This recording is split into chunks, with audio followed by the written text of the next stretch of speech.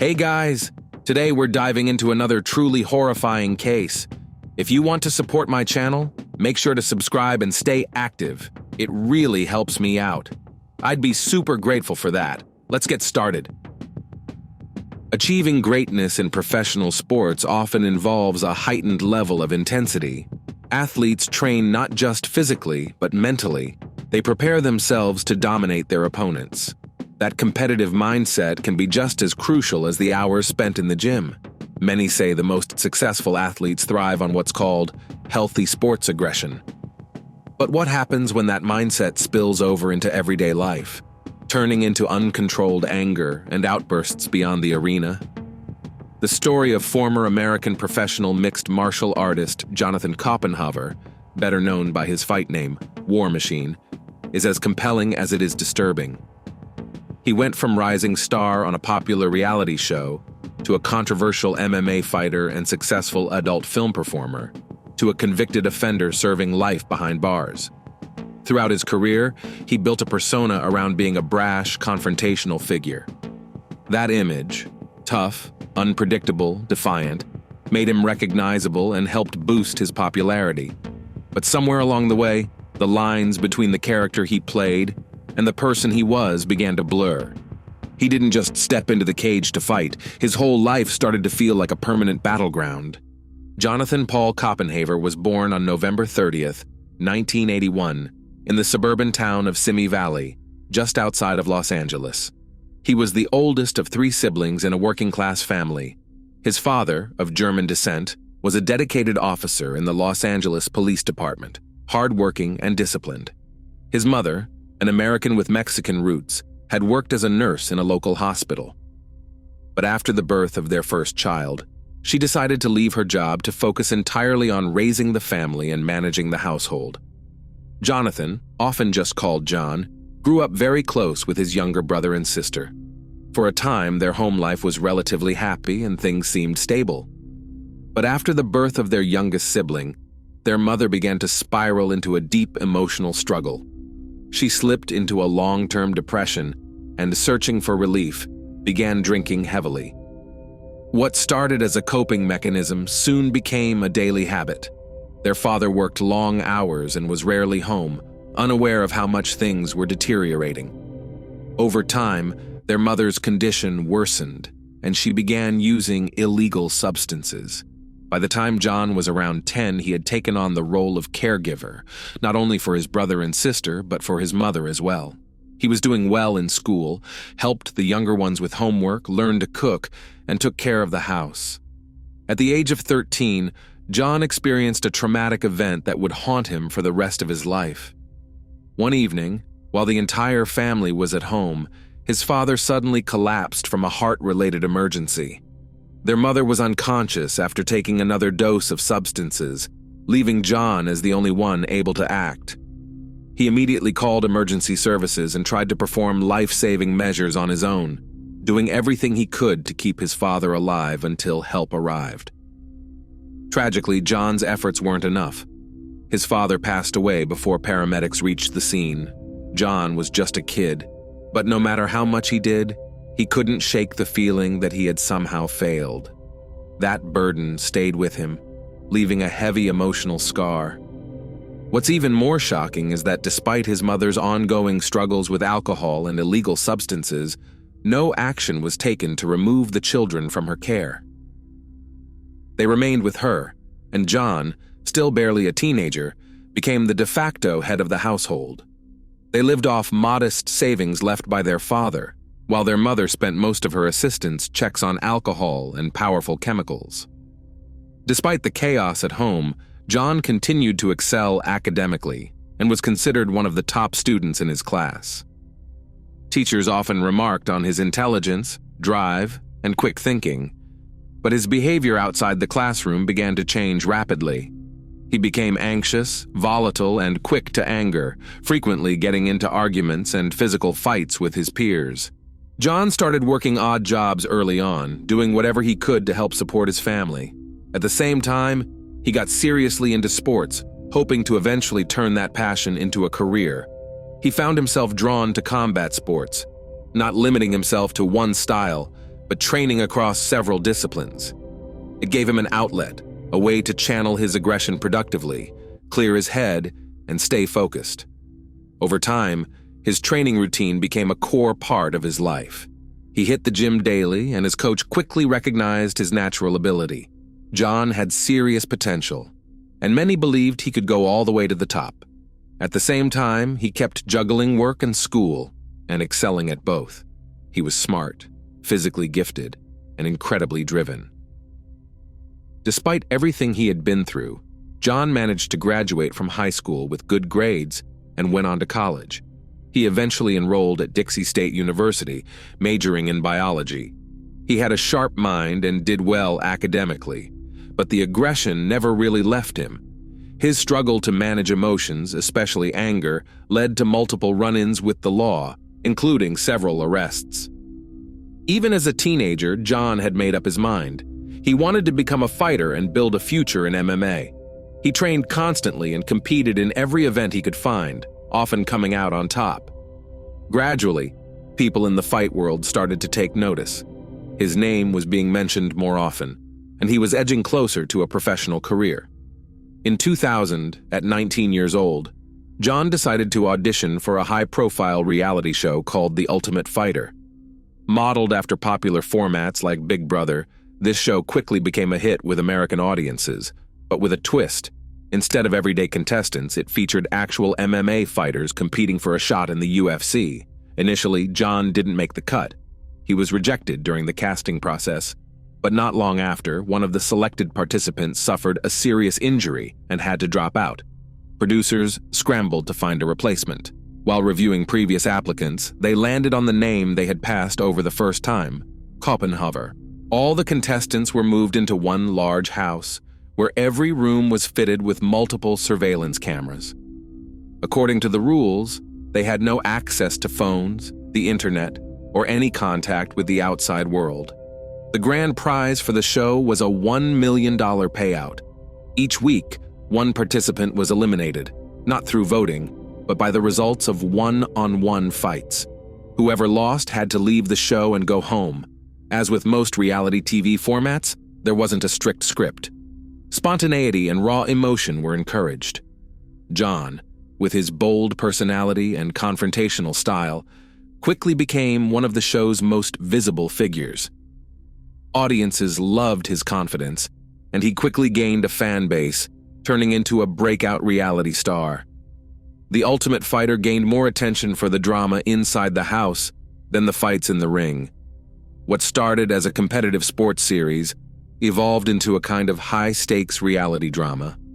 Confrontations, rivalries, and alliances took center stage, and contestants were often divided into opposing groups. John developed a reputation as a hothead and an instigator. He didn't need much of a reason to start a fight. His aggressive attitude kept tensions high, and the show's producers didn't seem to mind. Fans cheered him on, but despite his popularity, John didn't make it to the finals. He was eliminated during the 6th season before reaching the end. Even though John didn't win, his time on the show catapulted him into the spotlight. His professional MMA career gained serious momentum.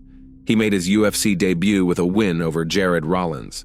Competing in the welterweight division, John fought in 19 matches total and secured 14 wins.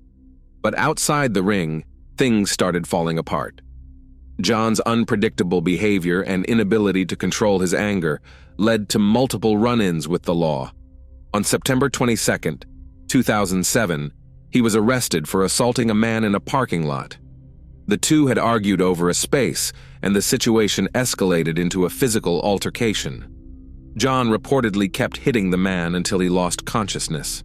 The victim filed a complaint, and John was taken into custody.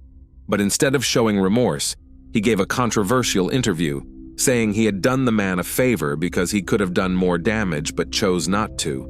His comments triggered public backlash and painted him as volatile and dangerous. Surprisingly, this notoriety only boosted his career. John embraced the role of the antagonist. He leaned into his reputation, using it to generate headlines and attention. His behavior drew comparisons to another infamous fighter known for mixing sports success with off-ring controversies, Conor McGregor. By mid-2008, Copenhaver made the decision to legally change his name to the alias War Machine. He believed it perfectly captured both his personality and mindset. It sounded tough, intense, and fitting for the world of full-contact sports that he had immersed himself in. That same year, War Machine found himself at the center of yet another controversy involving an assault. Once again, the conflict started over something minor, but escalated to the point of legal action. To many observers, it was clear that John was heading down a dangerous path in terms of his behavior. He didn't need a reason to get into a fight. He seemed to actively seek out confrontation. Despite the ongoing incidents and arrests, his professional MMA career continued to thrive. He kept competing in major events and racked up one victory after another. His name was becoming increasingly recognized in the MMA world, and it wasn't long before he was invited to compete in the UFC, the sport's most prestigious organization. He even received a Knockout of the Night award, earning praise for his performance in the octagon. In 2009, John made a surprising public announcement. He planned to explore acting, but not in the traditional sense. He chose to enter the adult entertainment industry. With his youthful yet rugged appearance and highly athletic physique, John made an impression on camera. His performances quickly gained attention, and his career in that field became just as talked about as his MMA record. In his first year in the industry, he appeared in 13 films, often alongside well-known performers. He balanced both careers, fight and film, while also signing several endorsement deals that brought in significant income. But his success was once again overshadowed by personal controversy. In August 2010, John was arrested after a violent incident at a California nightclub. He physically attacked another guest, and this time, the severity of the situation left little room for leniency. He was sentenced to 1 year in jail. Shortly after, additional incidents came to light, and his sentence was extended to 2 years and 2 months, with the possibility of parole after 1 year. While incarcerated, John's behavior was as confrontational as ever. He frequently got into altercations and was eventually classified as high risk. As a result, he spent most of his sentence in solitary confinement. By that point, it was becoming clear that his aggression was no longer just part of his competitive persona. Many began to view it as a serious behavioral problem. Some even attributed it to the pressures of fame or emotional instability. After being released, John returned to the ring and secured several notable victories against tough opponents like Roger Huerta, Blas Avena, and Vaughn Anderson. Around the same time, he launched a personal blog and social media page to connect with his growing fan base. His content was unusual, often just him speaking directly to the camera, sharing personal thoughts, reflections, and stories from his past. In just a few days, tens of thousands of fans subscribed to his platform. His audience was diverse. Some followed his fighting career, others were interested in his time in the film industry, and many were drawn by the ongoing controversies that had followed him since his early reality TV days. In 2011, John decided to launch his own line of athletic and casual clothing. The standout features of his brand were its bold, aggressive graphics and tough, in-your-face slogans, designed to build the image of a so-called alpha male. The merchandise was sold mainly through online platforms and quickly gained popularity, helping the business thrive. John continued to act in a confrontational manner, and even in his video blog, he often spoke openly about his anger issues and how hard it was to control them.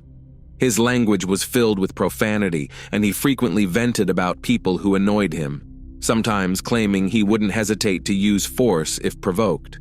Occasionally, he'd even film himself in heated exchanges with random strangers on the street. By 2013, he had reached the peak of his adult film career. He appeared regularly in adult productions and participated in provocative photo shoots for well-known magazines.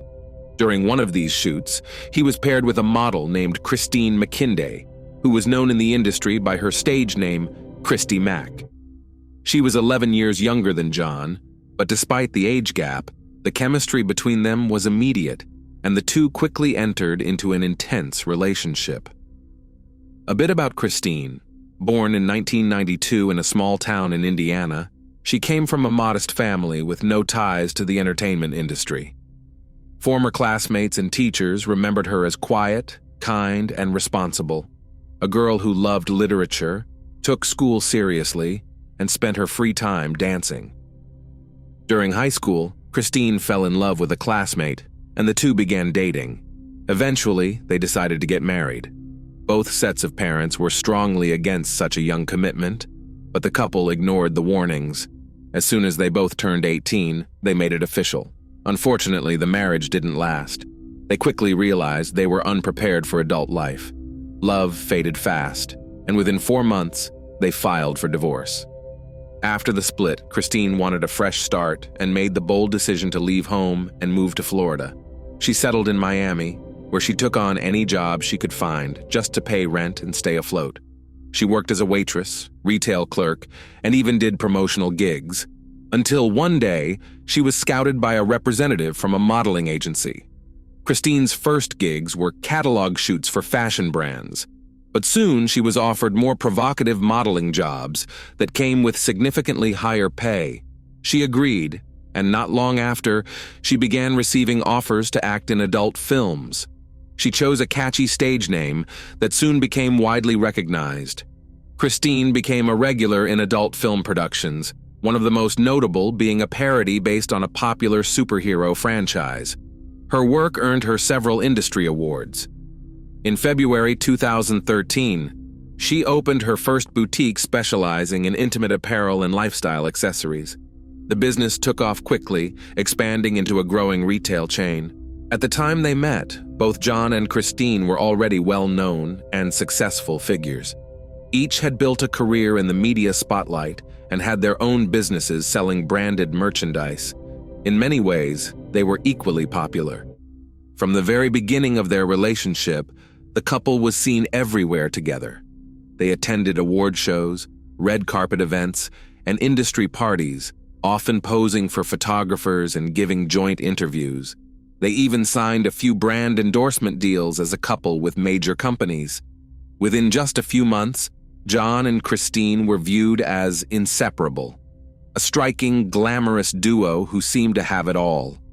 They looked happy, they spoke about future plans, and from the outside, their lives appeared perfect. But behind the scenes, the reality was far more disturbing. Off camera, John was as intense and volatile as he had been in the ring. In public, he played the part of the devoted boyfriend. But in private, he was controlling and manipulative. He monitored Christine's every move, was obsessively jealous, and constantly picked fights. Over time, his behavior escalated into outright aggression.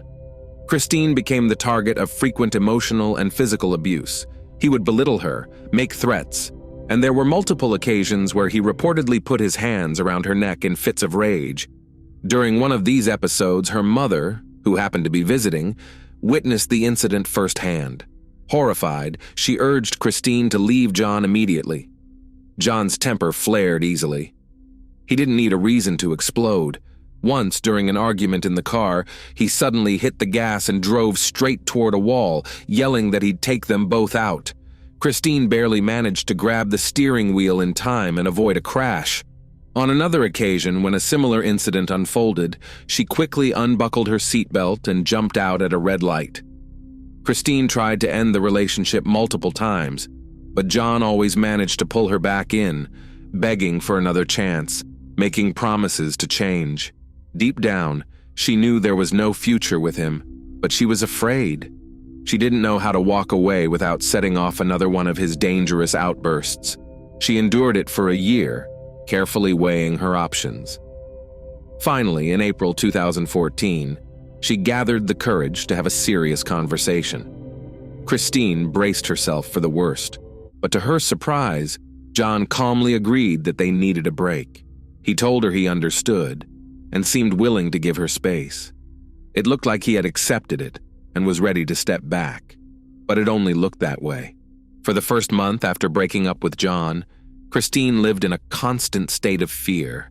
She kept looking over her shoulder, worried that her ex might come back and start stalking her, but nothing happened. As time passed, Her anxiety began to fade. She returned to her normal life and, by July, started seeing someone new, a man named Corey Thomas.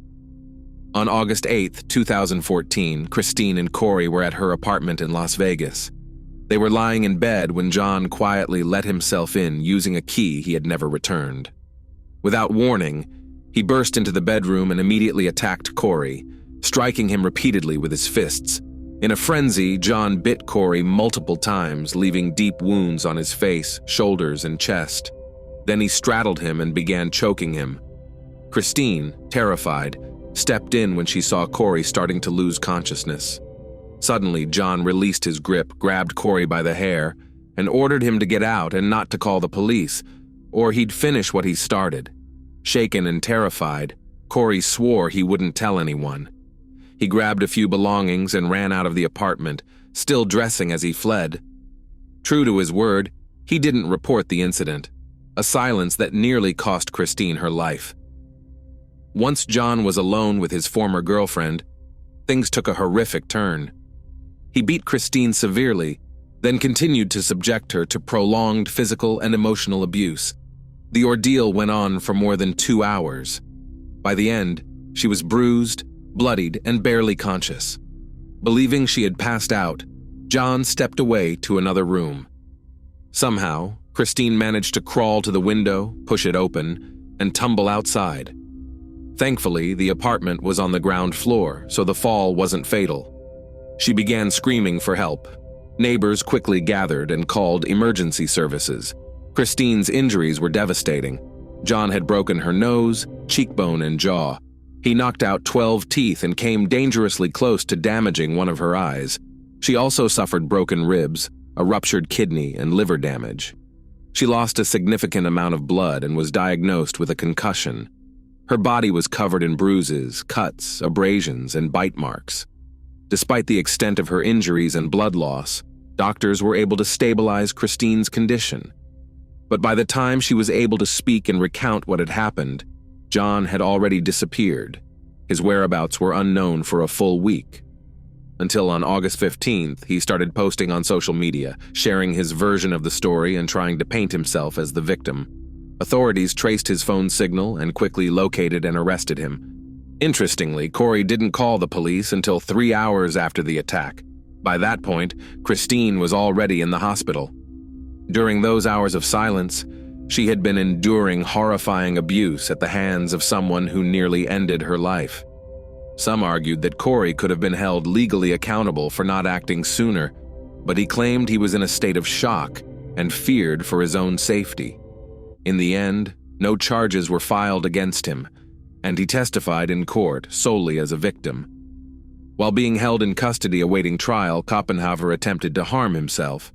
He fashioned a makeshift noose out of a bed sheet and tried to end his life in his cell.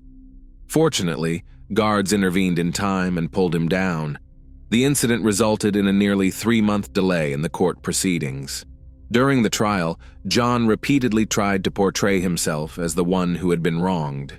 He claimed he had been betrayed by his partner, which, according to him, triggered the outburst. His defense attorney spoke at length about his troubled upbringing and childhood trauma, hoping it would earn the court's sympathy and lead to a lighter sentence. On February 15, 2017, John Koppenhaver was found guilty on all counts brought against him. He was sentenced to life in prison with the possibility of parole after 36 years. Thanks for watching, everyone. Your support means a lot to me, and you can help my channel grow by hitting that like button, dropping a comment, and sharing this video. Your engagement really makes a difference. See you soon.